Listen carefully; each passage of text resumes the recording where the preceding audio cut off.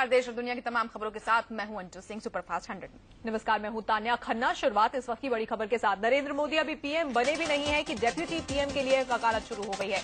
पंजाब के मुख्यमंत्री और शिरोमणि अकाली दल के प्रमुख प्रकाश सिंह बादल ने बीजेपी के वरिष्ठ नेता अरुण जेटली को भावी उप प्रधानमंत्री बता दिया है। दरअसल अमृतसर से बीजेपी उम्मीदवार अरुण जेटली की अटारी में जनसभा थी। यहां प्रकाश सिंह बादल ने जेटली का परिचय भावी उप प्रधानमंत्री के तौर पर करवाया। उन्होंने कहा कि एनडीए सत्ता में आया तो जेटली यहां तो या तो डिप्टी पीएम बनेंगे या फिर वित्त मंत्री। प्रकाश सिंह बादल के बयान पर अरुण जेटली ने कहा कि मैं किसी भी पद का दावेदार नहीं हूं और न मुझे किसी पद की चाहत है। उन्होंने कहा कि चुनाव प्रचार में ऐसी बातें होती रहती हैं। जेडीयू नेता केसी त्यागी ने प्रकाश सिंह बादल के बयान को ख्याली पुलाव और गैर जिम्मेदाराना बताया। चुनाव हुआ नहीं है, प्रधानमंत्री चुना नहीं गया है, ये ख्याली पुलाव है। श्री प्रकाश सिंह बादल जैसे गंभीर और बड़े नेता को इस तरह के गैर गंभीर बयान नहीं देने चाहिए। ये है मुंगेरी लाल के हसीन सपने। उधर कांग्रेस ने अमृतसर में बीजेपी उम्मीदवार अरुण जेटली के खिलाफ कैप्टन अमरिंदर सिंह को उतारा है। पंजाब के पूर्व मुख्यमंत्री अमरिंदर सिंह को मैदान में उतारने से अमृतसर की जंग अब काफी रोचक हो गई है।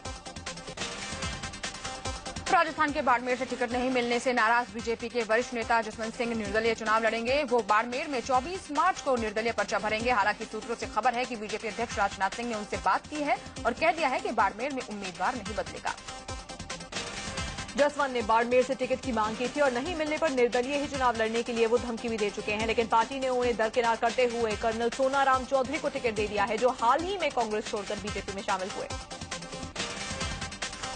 जहां एक तरफ जसवंत बाड़मेर पर अड़े हुए थे, वहीं राजस्थान की मुख्यमंत्री वसुंधरा राजे सोनाराम को टिकट दिलवाने के लिए डटी हुई थी। दरअसल टिकट का भरोसा देकर ही वसुंधरा ने सोनाराम को बीजेपी में शामिल करवाया था और जीत वसुंधरा की ही हुई। जसवंत सिंह फिलहाल दार्जिलिंग से सांसद हैं और वो बाड़मेर से भी सांसद रह चुके हैं। जसवंत चाहते थे कि इस बार वो अपना आखिरी लोकसभा चुनाव अपने गृह क्षेत्र बाड़मेर से लड़े, लेकिन पार्टी ने उनकी बात नहीं मानी और उन्हें बागी तेवर अपना लिए हैं। जसवंत निर्दलीय चुनाव लड़ने पर अड़े हुए हैं, तो वहीं बीजेपी ने उन्हें मना लेने की बात कही है। बीजेपी प्रवक्ता निर्मला सीतारमण ने कहा है कि जसवंत सिंह बड़े नेता हैं और पार्टी उन्हें मना ही लेगी। हालांकि जसवंत सिंह को मनाने की कोशिश भी चल रही है और उन्हें प्रलोभन देने का कवायद भी शुरू हो गई है। सूत्रों की माने तो जसवंत सिंह के विधायक बेटे मानवेंद्र सिंह को राजस्थान सरकार में मंत्री पद देने की बात की गई है। जसवंत सिंह को बाड़मेर से टिकट न दिए जाने पर उनके समर्थकों का गुस्सा फूट पड़ा है। गुस्सा लोगों ने वसुंधरा राजे और बीजेपी के पीएम कैंडिडेट नरेंद्र मोदी का पुतला फूंककर विरोध जताया। इन लोगों ने सड़कों पर लगे मोदी के पोस्टर भी फाड़ दिए। जसवंत ही नहीं, बीजेपी नेता उमा भारती भी पार्टी से नाराज चल रही हैं। सूत्रों के मुताबिक उमा ने राजनाथ सिंह को चिट्ठी लिखकर भोपाल से टिकट मांगा था, लेकिन उन्हें झांसी से उम्मीदवार बना दिया गया है। ऐसी भी खबरें हैं कि उमा ने शिवराज सिंह चौहान को फोन करके भोपाल से चुनाव लड़ने की इच्छा जाहिर की है। उमा के भोपाल से टिकट मांगने की खबरों को तब और बल मिल गया जब वो नागपुर पहुंचे। खबरें आई कि वो भोपाल से टिकट हासिल करने के लिए संघ के जरिए दबाव डलवाने पहुंची थी। हालांकि उमा का कहना है कि वो नागपुर में एक कार्यक्रम में शिरकत करने पहुंची थी। हालांकि उमा भारती ने मीडिया को चिट्ठी लिखकर ऐसी खबरों का खंडन किया। उन्होंने राजनाथ सिंह को चिट्ठी लिखने की बात को नकारा है। साथ ही ये भी कहा कि उन्होंने कभी भोपाल से चुनाव लड़ने की बात नहीं कही। उमा भारती ने कहा कि मीडिया में चल रही ये खबरें बेबुनियाद हैं। शिवसेना प्रमुख उद्धव ठाकरे ने अपने मुखपत्र सामना के जरिए आडवाणी का समर्थन करते हुए बीजेपी पर हमला बोला है। उन्होंने कहा है कि आडवाणी का अपमान करके बीजेपी ने ठीक नहीं किया।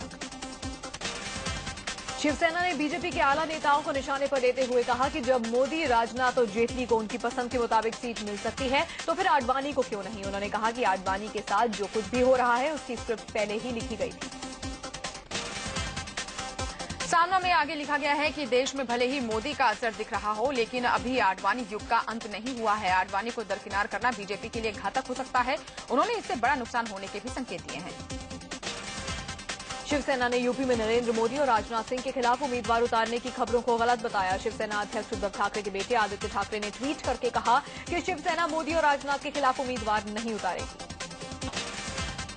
हालांकि शिवसेना के यूपी प्रदेश अध्यक्ष उदय पांडे ने कहा है कि मोदी और राजनाथ सिंह के खिलाफ उम्मीदवार तय हो चुके थे, लेकिन शिवसेना मुख्यालय से संदेश आया कि वाराणसी, लखनऊ में प्रत्याशी नहीं देने हैं। लखनऊ से मैंने अपना स्वयं नाम भेजा था और वाराणसी से अजय चौबे जी का नाम भेजा था। इस तरह से सभी सीटों पे हमने मांगा था लेकिन मुझे अभी अभी ये जानकारी मिली है कि शायद वो वाराणसी से और लखनऊ से चुनाव नहीं लड़ना चाहते। बीजेपी ने कार्टून विज्ञापन के जरिए अरविंद केजरीवाल और उनकी पार्टी पर निशाना साधा। भारत पाकिस्तान मैच के दौरान दिखाए गए इस एड में केजरीवाल के धरने की राजनीति पर सवाल उठाए गए हैं और मोदी को चुनने की अपील की गई है। बीजेपी के इस नए विज्ञापन में कांग्रेस पर भी जमकर निशाना साधा गया है। कांग्रेस की तरफ से प्रधानमंत्री पद का उम्मीदवार नहीं होने पर चुटकी ली गई। एड में कांग्रेस की तुलना ऐसी टीम से की गई है जिसका कोई कप्तान नहीं है। क्रिकेट के अंदाज में कार्टून कैरेक्टर वाले बीजेपी के इस विज्ञापन में भ्रष्टाचार पर लगाम लगाने का मैसेज दिया गया है। इस एड में अंपायर को पैसे देकर बैट्समैन को आउट करने की अपील की जाती है, लेकिन अंपायर पैसे लेने से इनकार कर देता है।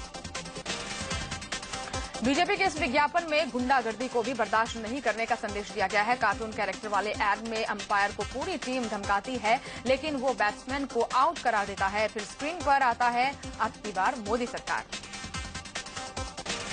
अपने प्रचार अभियान को जारी रखते हुए आम आदमी पार्टी के संयोजक अरविंद केजरीवाल फरीदाबाद में रोड शो करने के लिए पहुंचे। फरीदाबाद के अलावा केजरीवाल का बल्लभगढ़, पलवल और मेवात में भी लोगों से मुलाकात करने का कार्यक्रम है। 24 मार्च को अरविंद केजरीवाल गुड़गांव में अपना प्रचार करेंगे। चुनाव को लेकर अरविंद केजरीवाल हरियाणा पर खास नजर बनाए हुए हैं। यहां लोकसभा की 10 सीटें हैं। फरीदाबाद में केजरीवाल के रोड शो का विरोध भी हुआ। यहां पर सेक्टर 37 के लोगों ने केजरीवाल को काले झंडे दिखाए और उनके खिलाफ नारेबाजी की। लोगों ने उनके कामकाज के रवैये पर सवाल उठाते हुए विरोध किया। वाराणसी में ऐसी घाट पर बीजेपी और आम आदमी पार्टी के कार्यकर्ताओं में झड़प हो गई। यहां जनसंपर्क अभियान में जुटे पार्टी के कार्यकर्ता आपस में भिड़ गए। हालांकि बाद में मामला सुलझा लिया गया।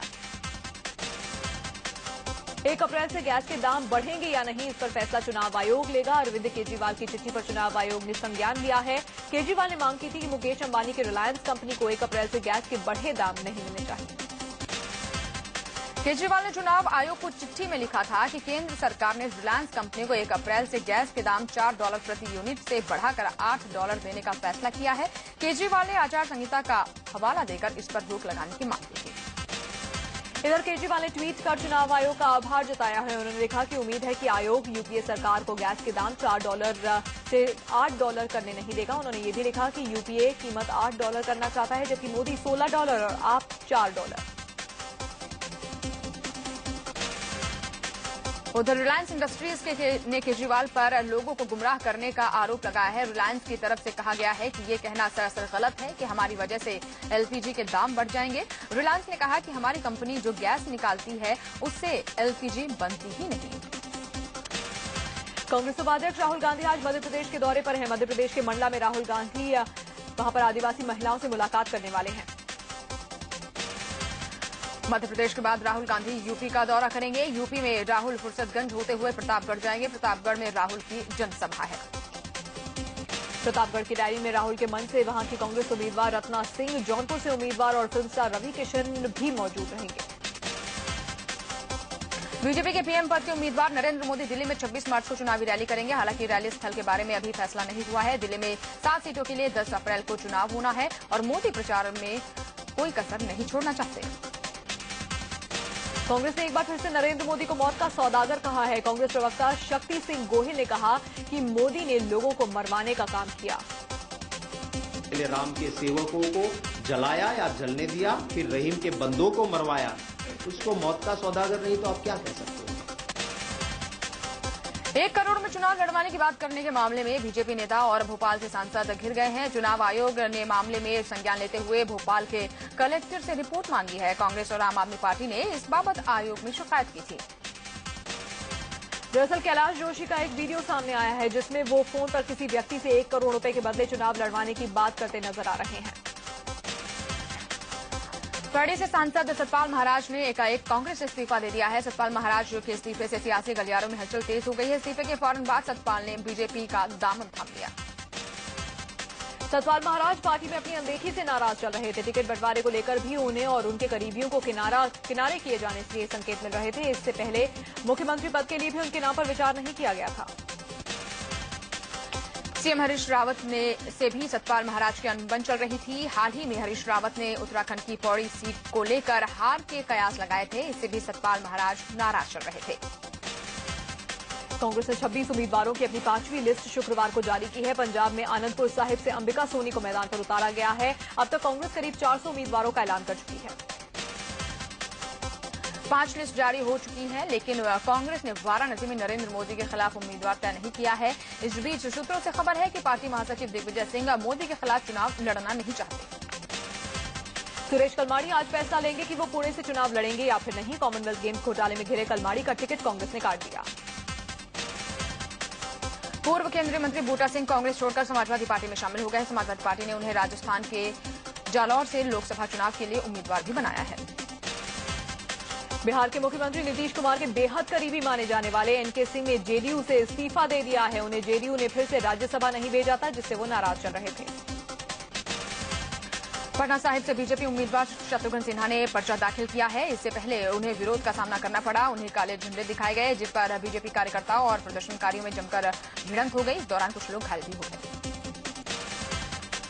दिल्ली में लोकसभा चुनाव के नामांकन का आज आखिरी दिन है। आज उत्तर पूर्वी दिल्ली से बीजेपी उम्मीदवार मनोज तिवारी अपना पर्चा दाखिल करेंगे। मेरठ से कांग्रेस उम्मीदवार नगमा आज अपना नामांकन दाखिल करेंगे। दरअसल कल उनके कागजात पूरे नहीं होने की वजह से नामांकन नहीं हो पाया था। शुक्रवार को मेरठ से कांग्रेस उम्मीदवार नगमा नामांकन दाखिल नहीं कर पाई थी। नामांकन नहीं होने से कार्यकर्ता भड़क गए और मजिस्ट्रेट ऑफिस के बाहर हंगामा करने लगे। बीएसपी सुप्रीमो मायावती आज रांची में रैली करने जा रही हैं। रांची में होने वाली इस रैली की सारी तैयारियां पूरी कर ली गई हैं। आम आदमी पार्टी ने लोकसभा चुनाव के लिए 30 उम्मीदवारों की 9वीं लिस्ट जारी कर दी है। पार्टी ने असम से 2, छत्तीसगढ़ से 3, गुजरात से 3, कर्नाटक से 15, केरल से 1, महाराष्ट्र से 2, उड़ीसा से 1 और पश्चिम बंगाल से 3 कैंडिडेट्स के नाम शामिल किए हैं। अरविंद केजरीवाल ने 2 नेताओं को पार्टी से निकाल दिया है। उन्होंने आम आदमी पार्टी की अवध क्षेत्र की संयोजक अरुणा सिंह और हरदोई के पार्टी कोषाध्यक्ष अशोक कुमार को निष्कासित कर दिया है। इन पर टिकट दिलवाने के नाम पर पैसे मांगने का आरोप था। पैसे मांगने के आरोप में भले ही केजरीवाल ने 2 नेताओं को पार्टी से निकाल दिया हो, लेकिन ऐसे ही आरोप में घिरी विधायक और नॉर्थ वेस्ट दिल्ली की उम्मीदवार राखी बिरलान पर कार्रवाई नहीं की गई। दरअसल आम आदमी पार्टी के नेता महेंद्र सिंह ने राखी बिरलान पर 7 लाख रुपए मांगने के आरोप लगाए थे। तो वहीं गायक रेवो फर्नांडिस ने आम आदमी पार्टी से नाता तोड़ लिया है। अमेरिका के कोर्ट ने कांग्रेस अध्यक्ष सोनिया गांधी को 7 अप्रैल तक पासपोर्ट की कॉपी जमा करने का आदेश दिया है, ताकि ये साफ हो सके कि पिछले साल 2 सितंबर से 9 सितंबर के बीच वो अमेरिका में थी या नहीं। दरअसल सोनिया गांधी ने न्यूयॉर्क के एक कोर्ट में अर्जी लगाकर सिख विरोधी दंगे से जुड़े मामले को खारिज करने की मांग की थी। शिरडी से शिवसेना के लोकसभा उम्मीदवार बब्बन राव घोलाप और उनकी पत्नी को आय से अधिक संपत्ति के मामले में दोषी करार दिया गया है। बीजेपी के प्रतिनिधि मंडल से केंद्रीय गृह मंत्री सुशील कुमार शिंदे से मिलकर बीजेपी के वरिष्ठ नेताओं की सुरक्षा पुख्ता करने की मांग की। काफी नानुकुर के बाद कानपुर से चुनाव लड़ने को राजी हुए बीजेपी कैंडिडेट मुरली मनोहर जोशी ने चुनावी अभियान का आगाज कर दिया है। बिहार के आरा से बीजेपी उम्मीदवार और पूर्व केंद्रीय गृह सचिव आरके सिंह के प्रेस कॉन्फ्रेंस के दौरान बीजेपी की 2 गुटों के बीच में जमकर हंगामा भी हुआ। योग गुरु बाबा रामदेव 23 मार्च को योग महोत्सव का आयोजन कर रहे हैं। वो दिल्ली के रामलीला मैदान में योग करेंगे और देश भर में इसी तरह का आयोजन होगा। बाबा रामदेव ने कहा कि 23 मार्च को योग महोत्सव में बीजेपी के प्रधानमंत्री पद के उम्मीदवार नरेंद्र मोदी भी शरीक होंगे। गुरुवार को इंडिया न्यूज के शो किस्सा कुर्सी का में तोड़फोड़ करने वाले समाजवादी पार्टी के नेताओं कार्यकर्ताओं के खिलाफ चुनाव आयोग को पत्र लिखा है। साथ ही आरोपियों के खिलाफ सख्त कार्रवाई करने की मांग की है। इससे पहले इंडिया न्यूज के शो किस्सा कुर्सी का में तोड़फोड़ करने के मामले में गाजियाबाद पुलिस ने अज्ञात लोगों के खिलाफ केस दर्ज किया था। दरअसल गुरुवार को गाजियाबाद में यूपी सरकार में मंत्री राकेश यादव के समर्थकों ने इंडिया न्यूज की टीम पर हमला किया था। मुंबई के टेलीफोन ऑपरेटर गैंगरेप मामले में सेशंस कोर्ट ने सभी 4 दोषियों को उम्र कैद की सजा सुनाई। शक्ति मिल कंपाउंड में हुए महिला गैंगरेप मामले में कोर्ट ने फैसला 24 मार्च तक टाल दिया है। इस मामले में भी चारों आरोपियों को कोर्ट ने गुरुवार को दोषी करार दिया था। अभिनेता संजय दत्त आज किसी भी वक्त सरेंडर कर सकते हैं। संजय ने अपनी पत्नी मान्यता की तबीयत खराब होने का हवाला देकर पैरोल मांगी थी। नाबालिग की यौन उत्पीड़न के आरोपी आसाराम की तबीयत बिगड़ने के बाद उन्हें अस्पताल ले जाया गया। इंदौर में कांग्रेस विधायक की दबंगई देखने को मिली। विधायक के सामने उनके गुर्गों ने टोल प्लाजा पर बवाल किया। इंदौर के माननपुर इलाके के टोल नाके पर टैक्स देने को लेकर ही विवाद शुरू हुआ। लेबर मानपुर टोल नाके पर हुए इस वाकये के बाद विधायक ने शिकायत दर्ज करवाई। मामला दर्ज करने के बाद पुलिस ने बिना देर किए 4 टोल कर्मियों को गिरफ्तार भी किया। राजधानी दिल्ली में एक बार फिर दरिंदगी देखने को मिली। यहां मालवीय नगर इलाके में अफ्रीका के कांगो की विदेशी लड़की ने 2 लड़कों पर घर में घुसकर गैंगरेप करने का आरोप लगाया। हौजरानी इलाके में किराए पर रहने वाली 20 साल की लड़की ने आरोप लगाया कि शुक्रवार की दोपहर कपड़ा बेचने वाले 2 लोग उसके घर पर आए। कपड़ा दिखाने के दौरान ही दोनों उसके घर के अंदर घुस गए। गैंगरेप के बाद पीड़ित की बहन घर लौटी तो मामले का खुलासा हुआ। मध्य प्रदेश के ग्वालियर में बीच सड़क पर एक कार धू-धू कर जल उठी। इस कार में एक शख्स अवैध शराब लेकर जा रहा था। छत्तीसगढ़ के दुर्ग में शॉर्ट सर्किट से एक ट्रांसफार्मर में एकाएक आग लग गई। गाजियाबाद में डीएम दफ्तर के पास चेकिंग के दौरान बदमाशों ने पुलिस पर फायरिंग की। फायरिंग के बाद बदमाश भागते हुए डीएम दफ्तर में घुस गए। यूपी के ग्रेटर नोएडा में बेखौफ बदमाशों ने दिन दहाड़े मुकेश शर्मा नाम के प्रॉपर्टी डीलर की गोली मारकर हत्या कर दी। मुंबई के बांद्रा में पुलिस ने एक शख्स को गिरफ्तार किया है जिस पर लाखों की चोरी का आरोप है। झारखंड के बोकारो में पुलिस ने जंगल से 2 नक्सलियों को गिरफ्तार किया है।